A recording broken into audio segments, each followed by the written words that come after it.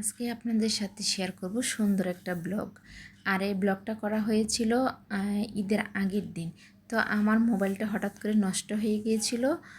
তো যাই হোক, ভিডিওটা আর শেয়ার করা হয় না। তো এখন মোবাইলটা আবার ঠিক হয়েছে, তো ভাবলাম সুন্দর মুহূর্তগুলো আপনাদের সাথে শেয়ার করি। হ্যালো এভরিওয়ান, আসসালামু আলাইকুম। কেমন আছেন সবাই?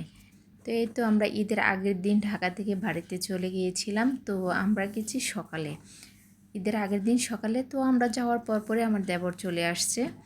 তো যাই হোক, আয়সা দেখি ওই যে আমার বাসুরে বাজার করে নিয়ে আসছে। এখানে আনছি দেশি মোরগ, এগুলো আনছি রোস্ট করার জন্য। আর এটা হলো পাতি হাঁস। তো এগুলো করতে যেয়ে দেখি প্রচুর পরিমাণে ঝড় বৃষ্টি নেমে গেছে। তো এই যে লোকগুলো দেখতে পাচ্ছেন বারান্দার মধ্যে, এগুলো আজকে আমাদের বাড়িতে আজকে বিট ডালায় দেওয়ার কথা ছিল। আর আমার দেবরে বাড়ির কাজ ধরছে আলহামদুলিল্লাহ, 3তলা ফাউন্ডেশন দিয়ে। তো সবাই দোয়া করবেন। তো যাই হোক, তো দেখেন আজকে 3-4 দিন যাবৎ বাড়িতে যায় দেখি কারেন্ট ছিল না। তো বাড়িতে জেনারেটর নিয়ে আসছে। আর দেশের বাড়িতে করলাম একটু বৃষ্টি হলে কিন্তু কারেন্ট থাকে না, অনেকটা প্রবলেম দেখা দেয়। তো বিকালে চলে আসলাম রান্না করার জন্য। তো ফার্স্ট অফ অল, এটা যেহেতু ঈদের আগের দিনের ভিডিও, তো আগে ভাবি বলতেছে আগে পিঠাগুলো বেজে নেই। এই যে দেখতেছেন, এটা হলো আমাদের নরসিংদী ঐতিহ্যবাহী নকশি পিঠা। তো যাই হোক, আমাদের গ্রামে কিন্তু কিছু রান্না করুক বা না রান্না করুক, কিন্তু এই পিঠাগুলো কিন্তু সবার ঘরে ঘরে থাকে। তো যাই হোক, প্রথমত ফুল পিঠাগুলো বেজে নেওয়া হয়েছে, এখন ভাজা হচ্ছে পাতা পিঠা। তো সবগুলো পিঠা আগে বেজে নিয়েছি। আর এখানে হয়েছে প্রায় 20 লিটারের উপরে হবে দুধ। এখানে ভাবি জাল করতেছে, এগুলা দিয়ে ভাবি দই করবে আর সেমাই রান্না করবে, একসাথে জাল করে নিচ্ছে। আর ফার্স্ট অফ অল এখানে রান্না হচ্ছে লাচ্চা সেমাই। আর এই ভাবির হাতে লাচ্চা সেমাই কিন্তু অনেক বেশি মজা। তো ভাবি বলতেছে তুমি আগে সেমাইটা গুছিয়ে নাও, তারপর আমি দুধটা দিয়ে দিচ্ছি। তো প্রথমত আমি আগে সেমাইটা আগে বিছিয়ে নিয়ে তারপরে কিশমিশগুলো দিয়ে দিচ্ছি। আর এখন দিয়ে দিচ্ছি একদম ঘন করে জাল দেওয়া দুধ। এখন ভাবি দই বসাবে। আর এই ভাবির হাতের এই দইটা কিন্তু বাচ্চারা, আমাদের সব বাচ্চারাই অনেক বেশি পছন্দ করে।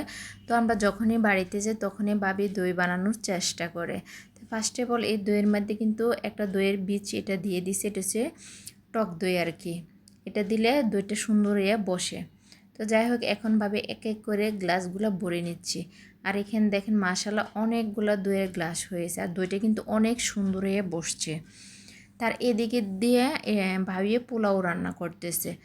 তো পোলাওটা অনেক সুন্দর ঝরঝরা হয়েছে। আর এদিকে এসে আরেকটা চুলার মধ্যে ভাবি রোস্ট রান্না করতেছে। তারপর এটা হলো চিংড়ি বোনা। তো আমরা ঈদের আগের দিনে রাত্রে সব কিছু রান্না করে ফেলেছিলাম। আর এটা হলো হাঁসের মাংস। তো হাঁসের মাংসটা কিন্তু দেখতে অনেক লোভনীয় হয়েছে। আর এটা ছিল কলার মোচা বোনা। এটা চিংড়ি মাছ দিয়ে, ছোটো ছোটো চিংড়ি মাছ দিয়ে বোনা করা হয়েছে। আর এটা হলো শুটকি দিয়ে বেগুন ভাজা হয়েছে।